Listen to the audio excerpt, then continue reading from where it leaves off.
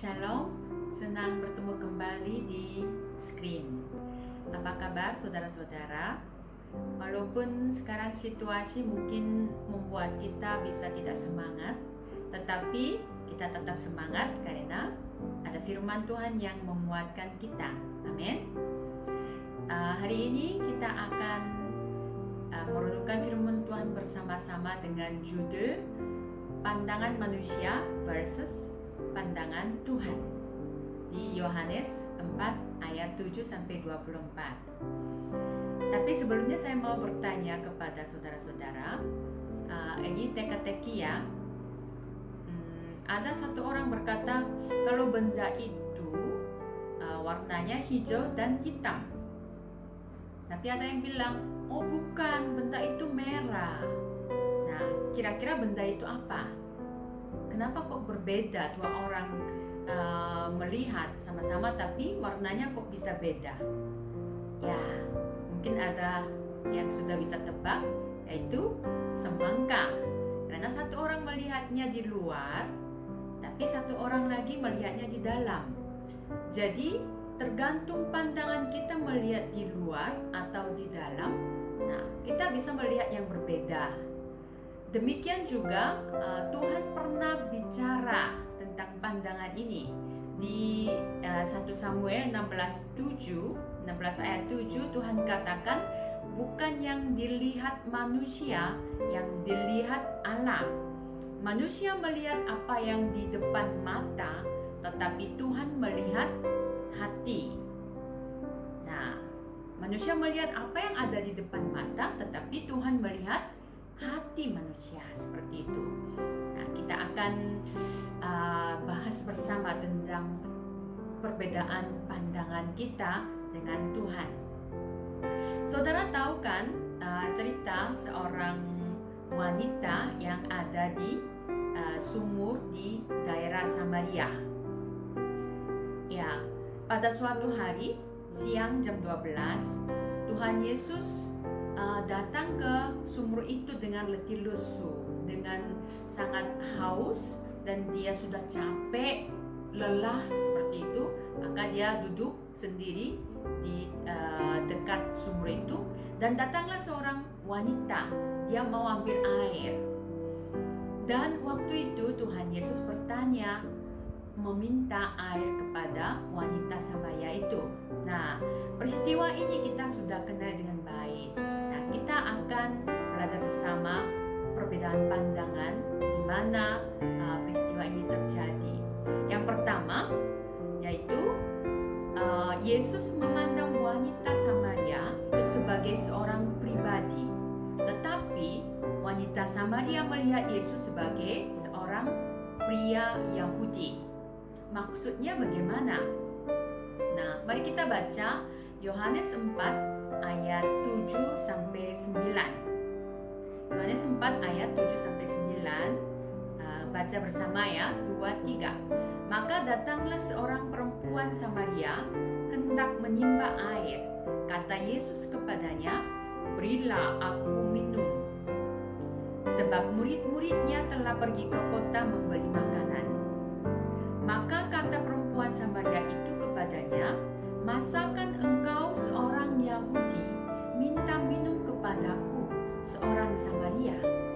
Sebab orang Yahudi tidak bergaul dengan orang Samaria. Nah di situ Tuhan Yesus melakukan sesuatu yang aneh, tindakan yang melanggar akal sehat waktu itu. Karena waktu itu orang Yahudi tidak mau bergaul dengan orang Samaria, apalagi perempuan. Orang Yahudi tidak anggap mereka orang Samaria karena orang Samaria itu mereka sudah campur darahnya, maksudnya tidak bisa mempertahankan kemurnian orang Yahudi sebagai umat pilihan Tuhan, tetapi menikah dengan banyak suku-suku yang lain dan sudah berubah cara menyembah Tuhan. Jadi orang Yahudi tidak menganggap mereka sebagai satu suku, satu bangsa, dan mereka cuek. Orang Samaria tidak mau bergaul najis seperti itu. Apalagi wanita waktu itu kan orang perempuan itu tidak dihitung sebagai manusia ya, sampai tidak bisa menjadi seorang saksi karena nggak bisa dipercayai, tidak menganggap itu manusia yang sempurna seperti itu. Nah, tapi di sini Yesus meminta air kepada wanita Samaria. Makanya wanita Samaria itu kaget. Oh, kok minta air kepada saya yang orang yang tidak dianggap seperti itu. Nah, kadang-kadang kita kita mengikuti kebiasaan dan tradisi dunia ini. Ada peraturan-peraturan yang tidak tertulis, tetapi kita juga kadang-kadang tak sadar kita mengikuti semua tradisi dan kebiasaan dunia. Contoh, kita mau bergaul dengan siapa? Seperti orang Yahudi tidak mau bergaul dengan orang Samaria, apakah kita juga punya prinsip yang memang tidak tertulis tetapi sudah menjadi terbiasa? Saya mau bergaul dengan orang seperti ini, tetapi tidak mau bergaul dengan orang seperti itu. Kalau orang-orang yang mungkin dihormati, punya posisi tinggi, punya banyak uang, punya kuasa, mungkin kita sopan kepada mereka, sampai kita memberikan uang sogok supaya mereka bisa melakukan yang baik untuk kita. Tetapi bagi orang-orang yang tidak punya apa-apa, tidak punya nama, tidak punya posisi, tidak punya kuasa, kita memperlakukan mereka sembarang, tidak peduli, tidak menghargai dan tidak menghormati. Nah, itu pun sama ya. Kita menentukan kita mau memperlakukan baik kepada siapa dan tidak baik kepada siapa. Itu sudah menjadi sebuah kebiasaan di dunia. Mungkin kita juga pernah diperlakukan karena berbeda agama, kita diperlakukan yang tidak baik. Tetapi apakah kita juga tak sadar memperlakukan orang-orang dengan standar seperti itu? Karena berbeda agama, saya nggak mau bergaul dengan dia. Kita senyum-senyum baik-baik, tetapi tidak benar-benar memberi hati kepada mereka. Saudara tahu ikan salmon ya? Saya belajar tentang ikan salmon. Saya suka makan juga, tetapi kalau salmon itu ternyata lahir di sungai. Tetapi kalau sudah besar di sungai selama 6 bulan, dia turun ke laut dan dia hidup di laut. Tetapi ketika dia mau meninggal, dia akan melawan arus dari laut ke sungai. Dia harus berjuang keras kembali ke tempat lahirnya. Bagaimana dia tahu tempat lahir itu di mana? Padahal itu semuanya air. Itu sesuatu yang misteri ya, kita belum tahu. Tetapi yang penting dia melawan arus. Dia berusaha keras supaya kembali ke tempat lahirnya dia, ke sungai. Itu bukan hal yang mudah ya. Nah, mungkin orang Kristen itu seperti itu. Orang percaya itu harus melawan arus dunia. Tuhan Yesus juga berkata harus kita masuk ke pintu yang sempit, jalan yang sempit. Bukan semua orang lewat, bukan pintu yang lebar dan siapapun bisa lewat. Bukan seperti itu.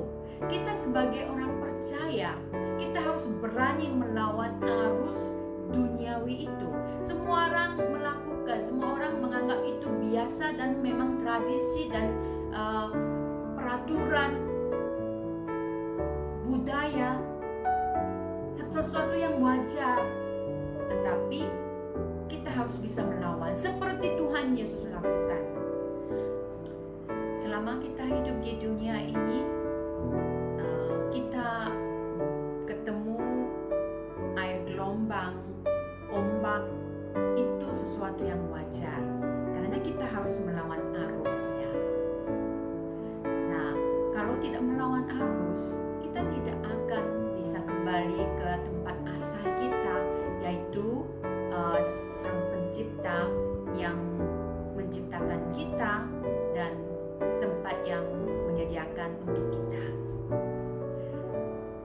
saudara memiliki pandangan duniawi atau surgawi, pandangan manusia atau pandangan Tuhan?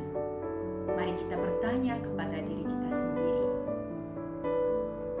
Yang kedua, Yesus memandang air hidup rohani, tetapi wanita Samaria memandang air sumur jasmani. Mari kita membaca ayat 10 dan 11. 2-3. Jawab Yesus kepadanya, "Jikalau engkau tahu tentang karunia Allah dan siapakah dia yang berkata kepadamu, 'Berilah aku minum,' niscaya engkau telah meminta kepadanya dan ia telah memberikan kepadamu air hidup." Ayat 11. Kata perempuan itu kepadanya, "Tuhan, engkau tidak punya timba dan sumur ini amat dalam. Dari manakah engkau memperoleh air hidup itu?" Nah, di sini Tuhan Yesus berkata tentang air hidup secara rohani, hidup kekal. Yesus sebagai air hidup, dia air hidup sendiri. Tetapi wanita itu belum mengerti maksudnya Yesus. Jadi dia bilang, tidak ada timba, tidak ada gayung, bagaimana bisa ambil air? Sumur ini amat dalam, seperti itu. Memang benar, manusia hanya bisa melihat apa yang ada di depan mata. Padahal Tuhan Yesus melihat sesuatu yang hakikat, sesuatu yang penting, sesuatu yang kekal, sesuatu yang rohani, seperti itu. Dan kita lanjut dengan ayat 14 dan 15. Tetapi barang siapa minum air yang akan kuberikan kepadanya, ia tidak akan haus untuk selama-lamanya. Sebaliknya, air yang akan kuberikan kepadanya akan menjadi mata air di dalam dirinya, yang terus-menerus memancar sampai kepada hidup yang kekal. Ayat 15, kata perempuan itu kepadanya, "Tuhan, berikanlah aku air itu, supaya aku tidak haus dan tidak usah datang lagi ke sini untuk menimba air." Seringkali kita salah mengerti tentang berkat. Tuhan berkata, "Aku akan memberikan air hidup. Kamu tidak akan haus." Nah, wanita itu cepat meminta, "Tuhan, minta air itu supaya saya tidak akan haus dan tidak perlu ke sini bolak-balik untuk ambil air." Tetapi maksud Tuhan Yesus tidak demikian. Seringkali kita salah mengerti tentang berkat. Kita hanya ingin diberkati secara jasmani, maka menafsirkan berkat itu sesuatu yang jasmani.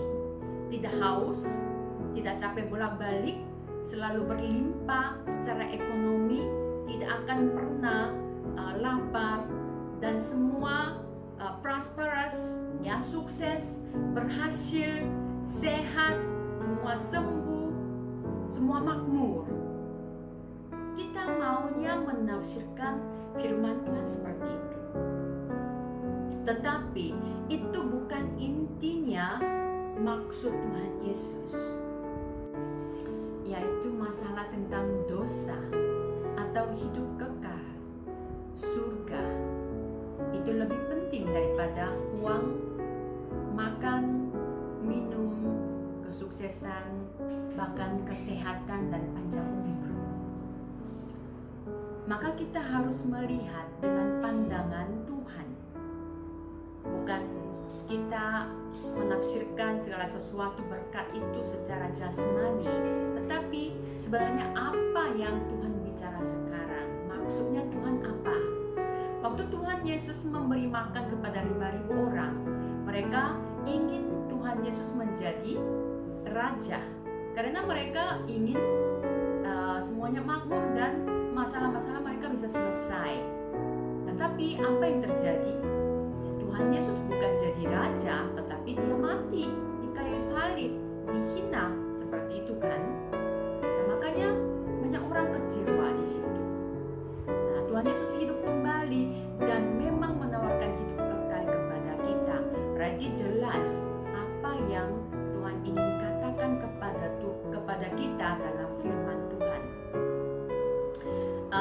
membaca satu ayat, yaitu sangat baru bagi saya, yaitu Lukas 20 ayat 38.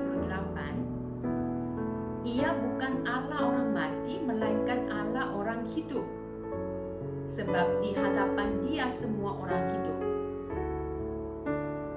Saudara pernah berpikir kan berapa banyak orang sudah lahir dan mati di dunia ini dari dulu-dulu waktu penciptaan Tuhan?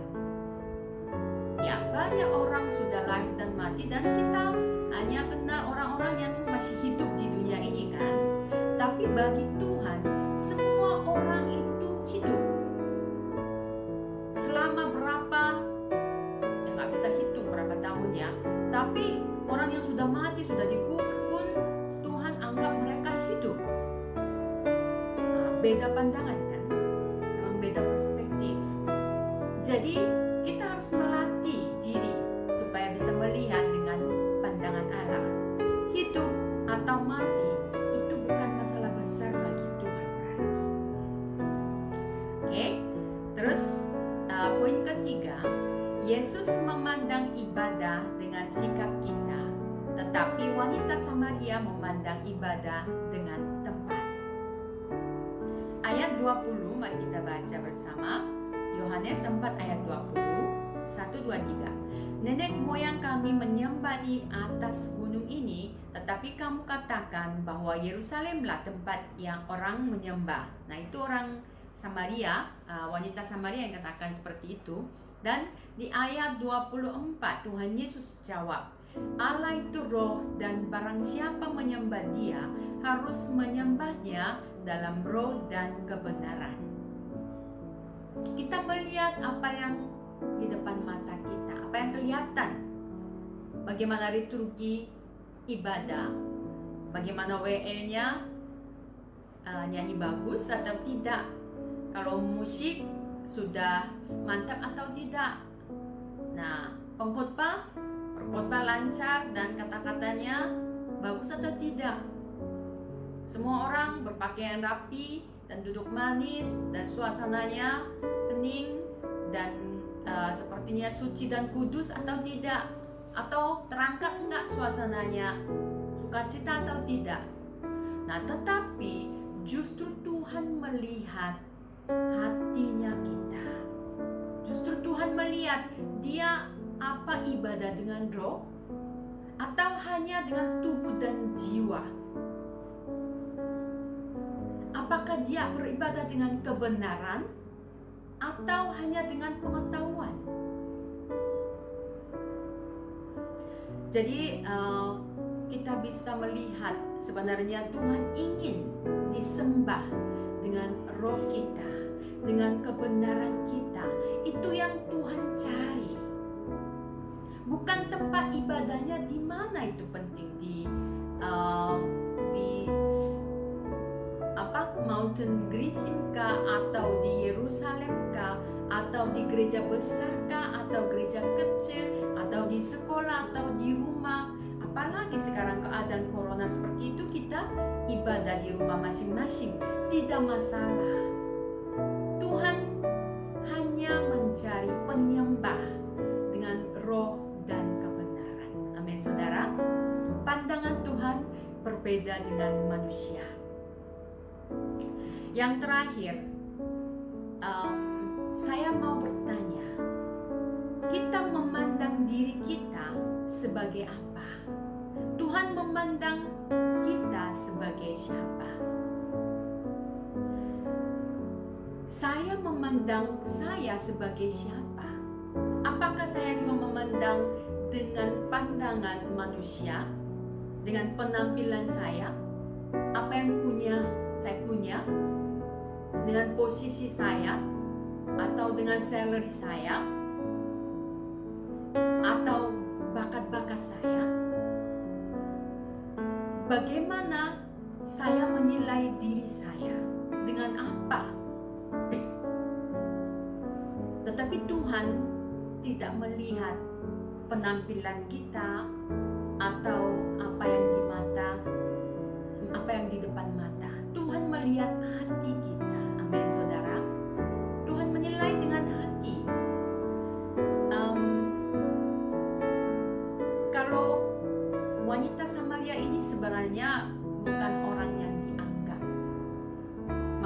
dia punya 5 suami dan suami sekarang juga bukan suami sebenarnya katanya. Nah, kita bisa bayangkan waktu itu, zaman itu, bagaimana orang bisa menyepelekan wanita itu. Pasti dibulikan, pasti tidak dianggap. Makanya wanita itu datang ke sumur siang-siang panas-panas. Biasanya wanita-wanita berbondong-bondong datang ke sumur untuk ambil air sore hari waktu tidak panas. Tetapi dia sendiri, dia hindari orang lain karena dia dibulikan. Dia datang siang hari, makanya di situ bisa bertemu dengan Tuhan Yesus. Kenapa Tuhan Yesus bertemu dengan dia? Apakah itu sebuah kebetulan? Tidak. Tuhan Yesus memang tahu bahwa wanita itu akan datang ke sumur itu waktu itu, jam itu. Kenapa Tuhan Yesus memilih wanita itu? Karena Tuhan Yesus tidak memandang luar manusia, persyaratan dan penampilan, reputasi, posisi, jenis kelamin. Tuhan Yesus tidak melihat hal-hal seperti itu. Maka Tuhan Yesus melihat hatinya wanita itu yang punya banyak pertanyaan tentang kerohanian. Dia begitu bertemu dengan Tuhan Yesus, dia bertanya banyak, di mana tempat ibadah yang benar. Katanya Mesias akan datang dan saya akan bertanya banyak hal, dia akan menjawabnya dengan jelas. Dia punya kerinduan, dia punya tanda tanya di dalam hati.